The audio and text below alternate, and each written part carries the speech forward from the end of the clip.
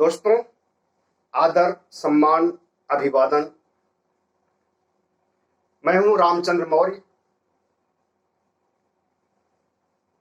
हमारे चैनल में आपका स्वागत है।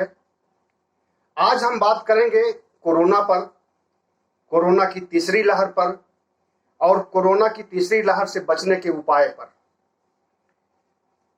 आपको पता होगा पहले से ही कि कोरोना ने कितना बीभत्स रूप दिखाया था। अप्रैल, मई और जून के महीने में लाखों लाशें नदियों में तैरती हुई और गिद्ध कौवे नोचते हुए, श्मशानों में लाशें जलती हुई, ऐसी विभीषिका देश में मौत की कभी नहीं थी।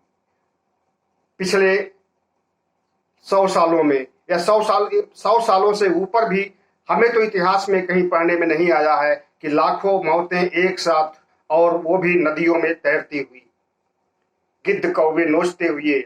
श्मशान में जगह की कमी तो बागों में, पार्कों में लाशों को जलाने का मंजर कभी नहीं भूलेगा।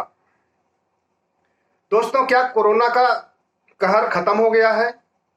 स्कूल कॉलेज खुल रहे हैं, बच्चों के स्कूल कई खुल चुके हैं, कई खुलने वाले हैं। आए दिन सरकार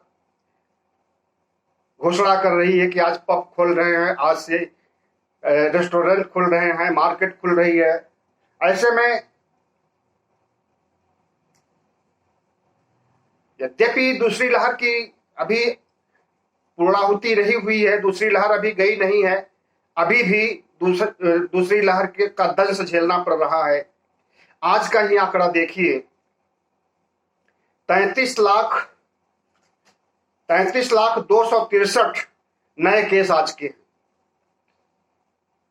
इतना कम नहीं होता। अगर कोरोना से संबंधित अच्छी तरह से जांच हर जगहों पर किया जाए तो निश्चित ही भयावह स्थिति अभी भी इस समय हो सकती है। और महाराष्ट्र, केरल की क्या स्थिति है वो भी आप अच्छी तरह से जान रहे हैं।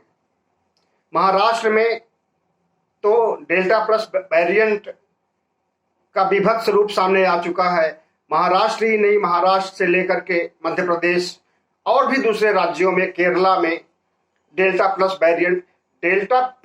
वेरिएंट भी कोरोना का दूसरा रूप है। अपने भाषण में एक दिन प्रधानमंत्री ने कहा था कि कोरोना बहुरूपिया है। हंसी में उड़ाते हुए उसने कहा कि कभी ये रूप धारण करता है, कभी ये रूप धारण करता है, कभी ये कर। तो इसमें हंसी उड़ाने या ताली थाली बजाने जैसी कोई बात नहीं है। अगर सरकार शुरू से ही सीरियस होती, गंभीर होती और जिस समय ताली थाली बजवाई जा रही थी उस समय पुख्ता इंतजाम किए जाते कोरोना से निपटने के, तो शायद ऐसी स्थिति न तो पहले चरण में होती और न दूसरे चरण में। चरण को आप लहर भी कह सकते हैं। लेकिन दूसरी लहर में या दूसरे चरण में कोरोना के तबाही का जो आलम रहा उसे सब ने देखा, दुनिया ने देखा। और लेकिन हमारी सरकार ने नहीं देखा, न तो केंद्र सरकार ने और न राज्य सरकारों ने। उनका तो ये कहना है कि मौतें हुई ही नहीं, और जो साक्षात दिखाई दे रहा है उसको झुठलाने का काम किया सरकारों ने। फिलहाल कोरोना से सावधान रहने की जरूरत है, और अभी उसका लहर या कहर कुछ भी गया नहीं है। और जहां तक सावधानी इसलिए भी बरतनी चाहिए, आज अभी मैं कुछ समय पहले बाहर गया था तो देखा, मैंने इस बात पे ध्यान दिया कि कितने लोग मास्क लगाए हुए हैं। मैं महागुन मॉल गया था जो कि वैशाली गाजियाबाद में पड़ता है। वहां पर देखा कि लगभग 1/4 लोग, मतलब जितने थे उसमें से 1/4 लोग मास्क नहीं लगाए थे। और सोशल डिस्टेंसिंग का तो कोई मतलब ही नहीं रह गया है इस समय। अगर इस तरह से लापरवाही की जाएगी और ये छुआछूत की बीमारी है तो क्या वो किसी को बख्शेगी? बिल्कुल नहीं। हमारा ये कहना है कि अभी थोड़े समय पहले राष्ट्रीय आपदा प्रबंधन मैनेजमेंट इंस्टीट्यूट दिल्ली की रिपोर्ट आई है। उस रिपोर्ट में कहा गया है कि कोरोना की तीसरी लहर आना पक्का है, कोई रोक नहीं सकता है, और वो तीसरी लहर सितंबर के महीने में ही आएगी।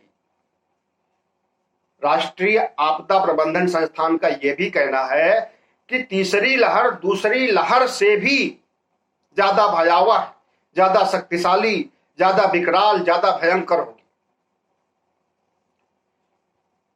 अब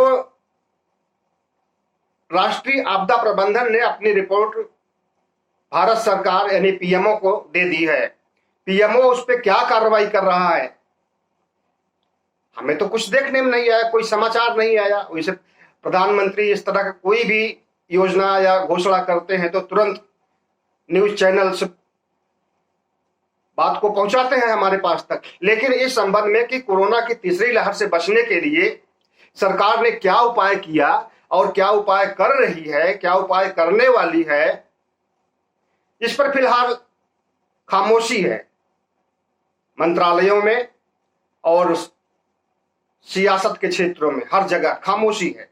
ना तो विपक्ष इस चीज को उठा रहा है कि कोरोना की तीसरी लहर में क्या होने वाला है और क्या होगा, और ना पक्ष, सत्ता पक्ष इसकी चिंता कर रहा है कि भविष्य में जब तीसरी लहर आने, भविष्य में क्या, इसी सितंबर के महीने में अगर राष्ट्रीय आपदा प्रबंधन की बात माने तो हफ्ते भर के अंदर तीसरी लहर शुरू हो जाएगी। और तीसरी लहर के बारे में राष्ट्रीय आपदा प्रबंधन का यह भी कहना है कि अगर ये लहर आती है, आती है नहीं बल्कि आने वाली है और आएगी, तो दूसरी लहर से भी ज्यादा कहर बरपेगी, मतलब विभत्स स्थिति होगी। दूसरी लहर में तो 4.25 लाख मरीज प्रतिदिन पाए जाते थे, मैक्सिमम अधिकतम 4.25 लाख मरीज प्रतिदिन मिलते थे, जिसकी आज संख्या 43,000 है। ये पीक पर अप्रैल में था, अप्रैल के सेकंड वीक में 4 लाख के आसपास, 4.25 लाख के आसपास पीड़ितों की संख्या प्रतिदिन हुआ करती थी। लेकिन जो तीसरी लहर है, तीसरी लहर में राष्ट्रीय आपदा प्रबंधन संस्थान का कहना है कि 5 लाख से भी अधिक केसेस डेली आएंगे, और ये सितंबर में आने वाली तीसरी लहर सितंबर में ही पीक पर पहुंच जाएगी। जब पीक पर होगी उस समय 5 लाख मरीज डेली आएंगे। अब कितनी मौतें होंगी इसका तो पूर्वानुमान नहीं है, कितने बचेंगे इसका भी पूर्वानुमान नहीं है, लेकिन कितने मरीज आएंगे इसका अब इस पूर्वानुमान का अध्ययन उन्होंने कैसे किया, कहां से किया, किस बेसिस पर, किस आधार पर, इसकी कोई जानकारी नहीं है। राष्ट्रीय आपदा प्रबंधन भी एक सरकारी संस्थान है जो आपदाओं से जूझने के लिए, उससे बचने के लिए और आपदाओं को दूर करने के लिए दृढ़ संकल्प है।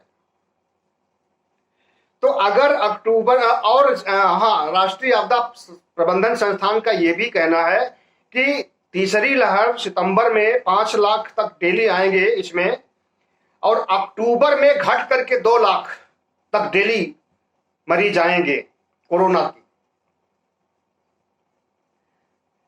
अब ये तो डराने वाली चीज है, ये तो डराने वाली बात है कि पिछली लहर, दूसरी लहर से भी ज्यादा तीसरी लहर घातक होगी, और स्कूल कॉलेज खुल रहे हैं, बाजार खुल चुके हैं, शराब की दुकानें तो कोरोना काल में भी चलती रही है, घाटा होता है सरकार को उससे, इसलिए कोरोना काल में भी चलती रही है। वो थोड़े समय के लिए हो सकता है कि बंद हुई रही हो, लेकिन शराब की दुकानें या जो सरकार को फायदा देने वाली संस्थाएं हैं, उनका इनसे, महामारी से, आपदा से कोई लेना देना नहीं। अब सवाल उठता है कि राष्ट्रीय आपदा प्रबंधन संस्थान की बात अगर सही है तो आज क्या है, आज 9 सितंबर 2021 है और सितंबर में ही तीसरी लहर आएगी और सितंबर में ही पीक पर रहेगी। इसका मतलब कि मतलब किसी भी घड़ी, किसी भी समय संक्रमित होने की वाले लोगों की संख्या बढ़ सकती है। हम डरवा नहीं रहे हैं आपको, बल्कि सच का आईना दिखा रहे हैं। इसलिए खुद भी सावधान रहें और दूसरों को भी सावधान रखें। खुद भी बचने की कोशिश करें और दूसरों को भी, अपने परिवार को या पड़ोसियों को या सबको बचाने की कोशिश करें। तीसरी बात यह है कि पिछली बार की तरह इस बार नहीं होने पाए कि ऑक्सीजन नहीं है, वेंटिलेटर नहीं है, बीमारी से जूझने के अन्य उपकरण नहीं हैं जो कि जरूरी होते हैं। इसका रोना नहीं रोया जाना चाहिए सरकारों द्वारा, राज्य सरकारों द्वारा या केंद्र सरकार द्वारा, क्योंकि दूसरी लहर और तीसरी लहर के बीच में समय मिल गया है कि आप इसका प्रबंधन कर सकते हैं। आग लगने पर कुआं खोदने वाली कहावत को चरितार्थ नहीं करना है फिलहाल इस बार तीसरी लहर में। इसलिए सरकार को अगर वो सीरियस है तो तुरंत जो है कार्रवाई करनी चाहिए। और सारे चुनाव की तैयारी में अभी देखिए हर राज्यों के लिए जो है प्रभारी गठित किए गए भाजपा, मतलब कि चुनाव पर जितना ध्यान सरकार का है उतना ध्यान या उसका आधा भी ध्यान कोरोना से की महामारी की भयावहता पर नहीं है, कोरोना से निपटने के फार्मूलों पर नहीं है, कोरोना के उन्मूलन के बारे में गंभीरता नहीं है।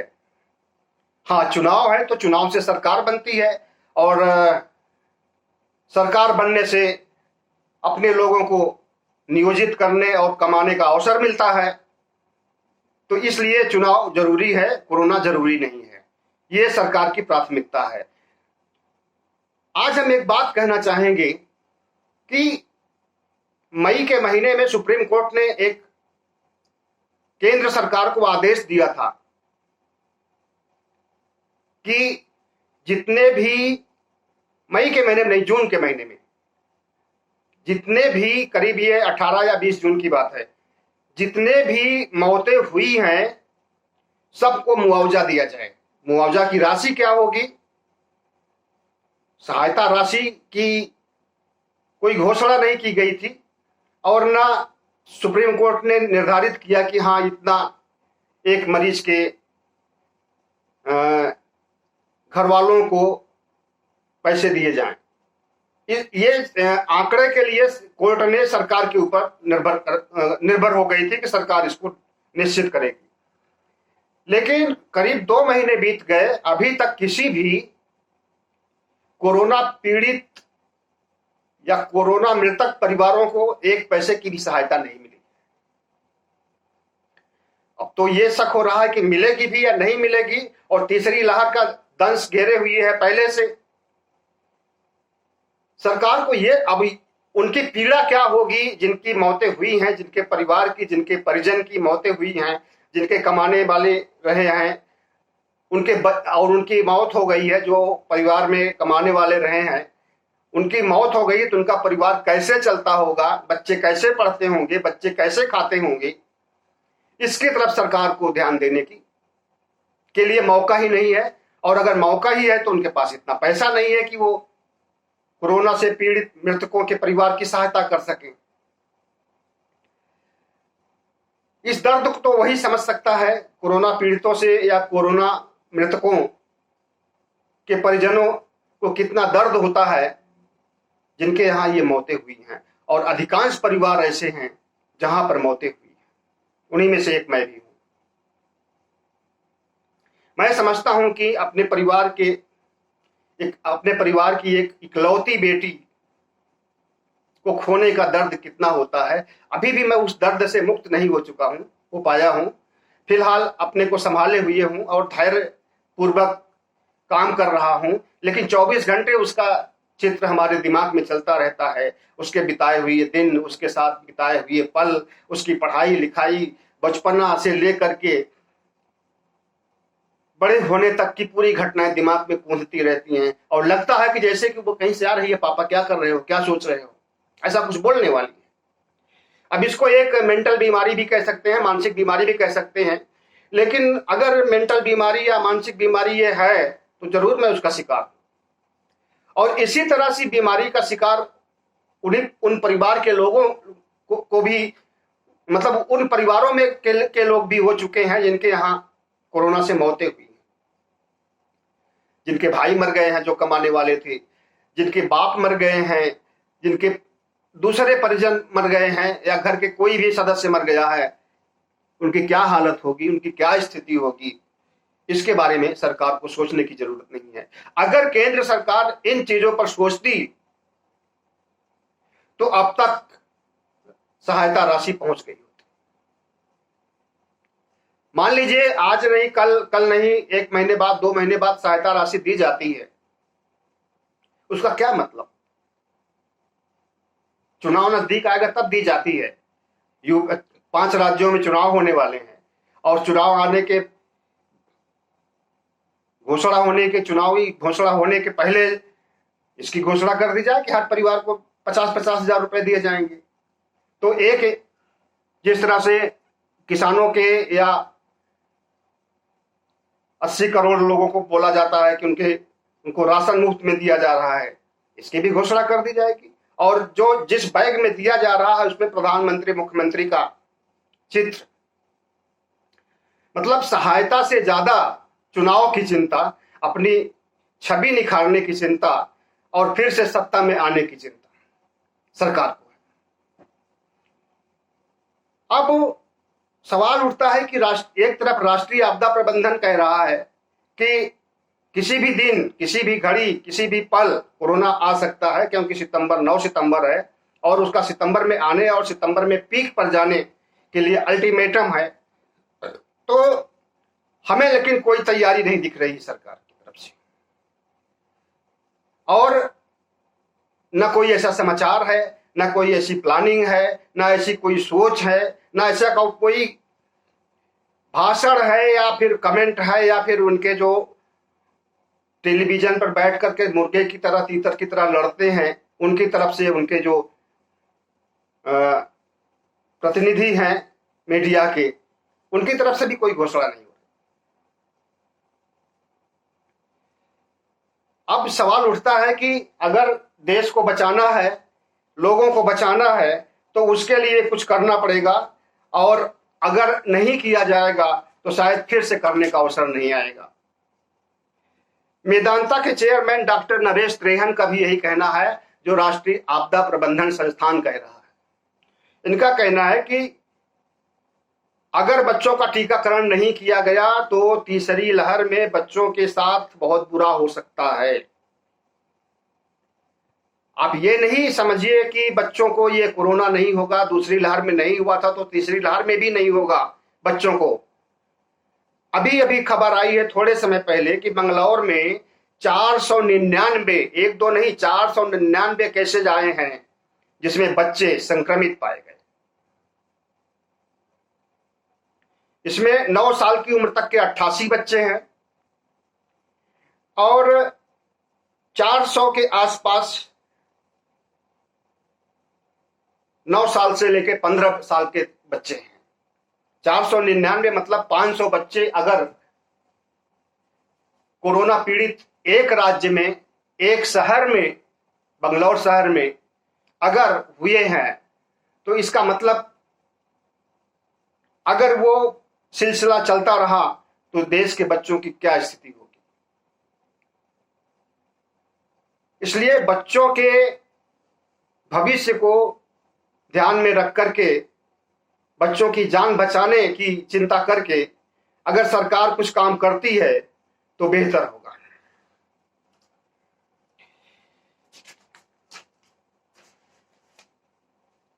दूसरी तरफ, एक तरफ सरकार के पास जो अस्पतालें हैं, वक्त आने पर वो अस्पतालों और बेड की संख्या कम पड़ जाती है, तो प्राइवेट अस्पतालों की तरफ रुख करना पड़ता है। प्राइवेट अस्पतालों में क्या होता है वो सबको पता है, हर जगह होता है। लूट होती है, लूट कोरोना के नाम पर। अभी एक केस साकेत मैक्स दिल्ली से आया है, एक चौंकाने वाली खबर है कि वहां पर इलाज किया गया मरीज का 28 अप्रैल से 6 सितंबर तक, और उसको एक्मोथेरेपी 21 दिन तक दी गई। फिलहाल मरीज स्वस्थ हो गया और 6 सितंबर को डिस्चार्ज हो गया। उसको जो बिल भेजा गया 1,80,00,000 1,80,00,000 रुपए का बिल मैक्स हॉस्पिटल ने दिया। अब वो महिला बेचारी गुहार लगाने लगी कि इतना पैसा हम कहां से चुकाएं, और अब वहां के दिल्ली के विधायक सोमनाथ भारती से जाकर के मिली और उनको दिखाया कि ये देखिए 1,80,00,000 आपकी सरकार के रहते हुए, आपकी लोकप्रिय सरकार के रहते हुए इतने का बिल हमें थमाया गया। सोमनाथ भारती ने खुद संज्ञान लिया और अपनी ही सरकार के सामने प्रश्न चिन्ह खड़ा कर दिया। अब ये बात हजम नहीं होती कि कैसे केजरीवाल या आप आम आदमी पार्टी की सरकार ये कहती है कि हमारे राज्य में सब कुछ चंगा है। चंगा तो नहीं है, बल्कि ऐसे ऐसे केसेस आ रहे हैं दिल दहलाने वाले। ये शायद सबसे बड़ा अमाउंट है जब से कोरोना शुरू हुआ है तब से लेकर के किसी प्राइवेट अस्पताल का। दूसरी तरफ कैंसर विभाग एम्स की विभागाध्यक्ष सुषमा भटनागर ने कहा है कि